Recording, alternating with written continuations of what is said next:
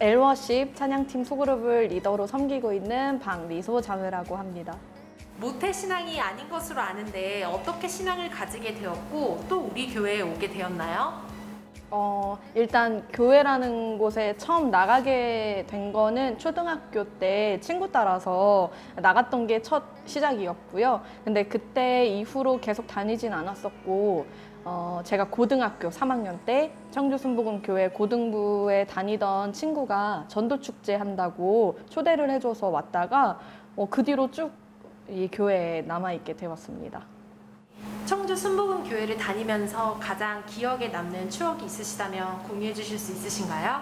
20살 돼서 바로 갔던 제주 아웃리치도 기억이 나고, 매번 여름 겨울에 송명기도원으로 갔었던 수련회도 기억나고, 뭐 연탄봉사, 빵봉사 다 기억에 많이 남기는 하는데, 제 생각에는 올해가 아마 가장 기억에 많이 남을 것 같아요. 시간이 지나고 되돌아봤을 때 올해가 가장 인상 깊고 많은 추억이 있는 해가 되지 않을까라는 생각이 있습니다. 왜요? 왜냐하면요, 비밀인데요. 올 연말에 말씀드릴 거예요, 그건. 이성 친구 배우자 관련하여 교역자 분들께 하고 싶은 말이 많다고 들었는데 무엇인가요? 제가 지난번 청년 책방 때 연애의 신학이라는 책을 읽었었어요. 그래서 그 책을 읽고 이제 청년 책방 나눔을 할 때 나눴던 부분인데, 거기에 그렇게 써 있더라고요. 그 청년 사역자 분들은 그 청년들이 믿음의 배우자를 만날 수 있도록 발벗고 나서야 한다라는 그 문구가 있었어요. 근데 제가 거기 형광펜으로 이렇게 쳐놨거든요. 포스트잇도 붙여놓고. 그래서 그거를 청년 책방 이제 나눔할 때 말씀을 드렸는데 그냥 웃으시고 별다른 말씀 없으시더라고요. 그래서 다시 한번 제가 드렸던 말씀을 곱씹어 보시고 그냥 길게 말을 하진 않겠습니다. 다시 한번 생각해 보시는 것으로. 올해 들었던 목사님 설교 중에 가장 기억나는 말씀 있을까요?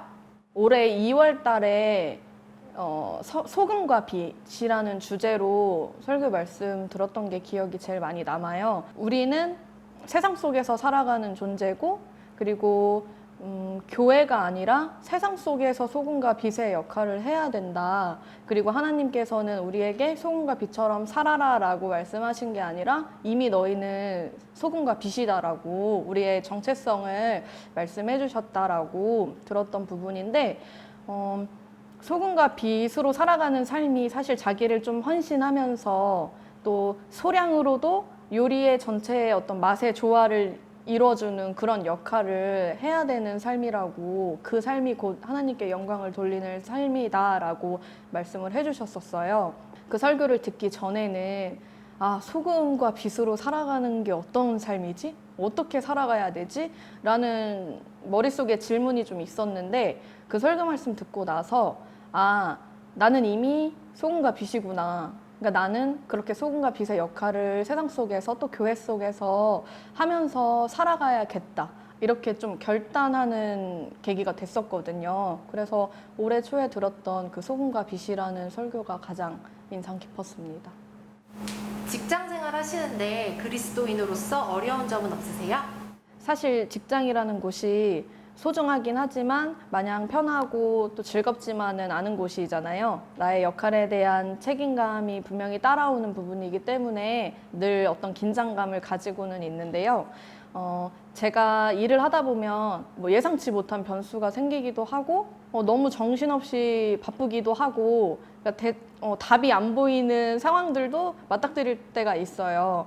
그래서 그럴 때 제가 하나님 앞에 일 시작하기 전에 약속했던 기도를 떠올리면서 좀 이겨내려고 하는데, 그 다짐의 기도가 뭐였냐면, 제가 그 직장 가운데에서 그리스도인의 선한 영향력을 좀 몸소 보여줄 수 있는 사람이 되게 해달라고, 그리고 그렇게 하겠다라고 그렇게 다짐의 기도했던 게 있었어서, 어쨌든 제가 맡은 바 잘하진 못해도 열심을 다하고, 또 제 힘으로 할 수 없는 상황이 오면 지혜를 또 구하고, 또 저의 모든 것들을 알고 해결해 주실 하나님을 신뢰하면서 그렇게 직장 생활하는 것이 가장 저한테는 어쩌면 좀 어려운 부분이지 않을까라는 생각이 드는데 그래도 열심히 그렇게 다짐의 기도를 지키려고는 하고 있습니다.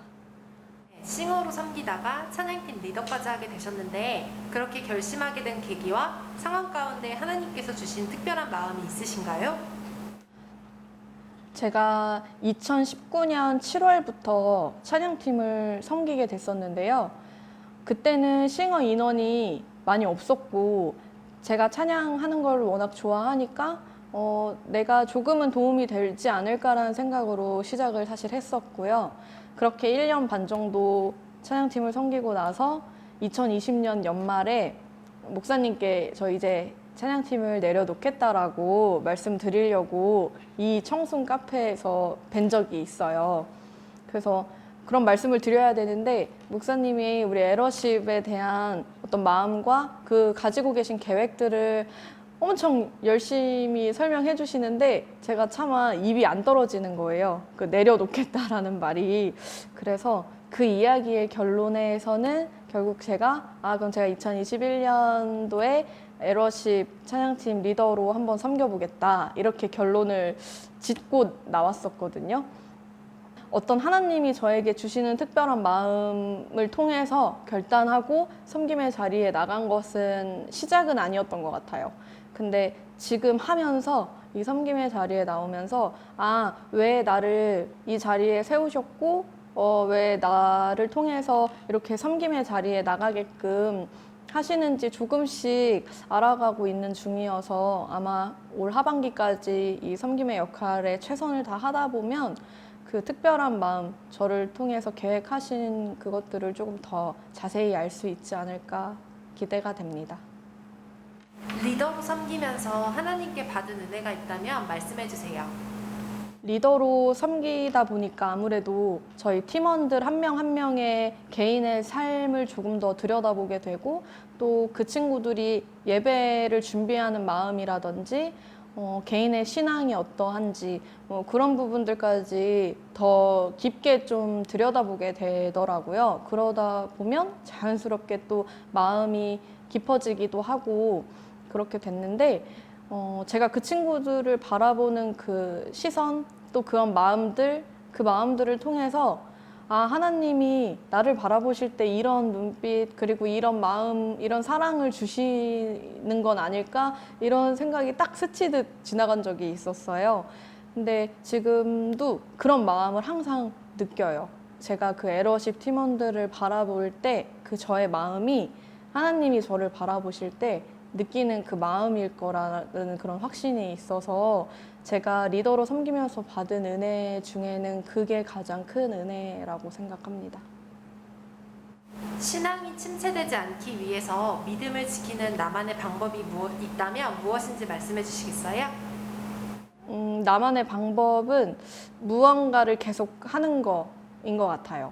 뭐 섬김의 기회가 있든 제 어떤 신앙생활에 도움이 될 법한 일들을 기회가 있으면 일단은 고 하는 것 같아요.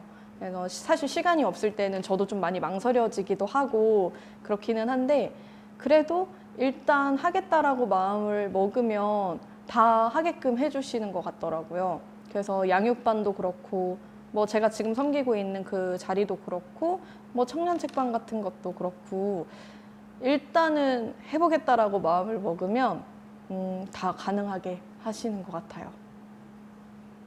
기도 제목이 무엇인가요? 제가 일단 지금은 에러십 리더로 섬기고 있기 때문에 그 기도 제목도 찬양팀에 관한 기도 제목이 가장 큰데요. 올 한 해 우리 에러십 찬양팀이 더 뜨겁게 찬양하고 그 각자의 섬김의 자리에서 온전한 예배자의 모습으로 예배 드리는 거 그게 가장 큰 기도 제목입니다.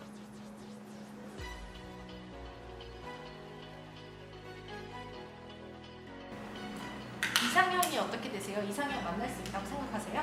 너무 질문이 공격적이야. 못 만나게요, 너무. 얘기하면 되잖아. 뭐 이상형은 박서준이고 박서준 만날 수 있어요. 요새 좀 바뀌었어요.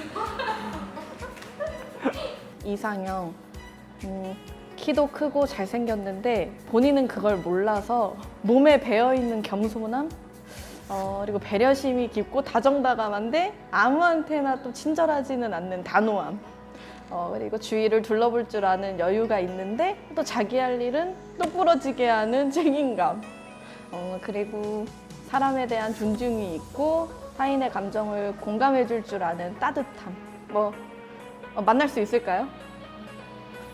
습관처럼 결혼하러 상담교회 가신다고 하시는데 상담교회 가시면 결혼이 가능한 건가요? 가능하시다면 저희가 보내드리려고 생각하고 있습니다. 근데 이거 사전 질문이랑 다른데요? 마지막으로 인사 한번 해주세요.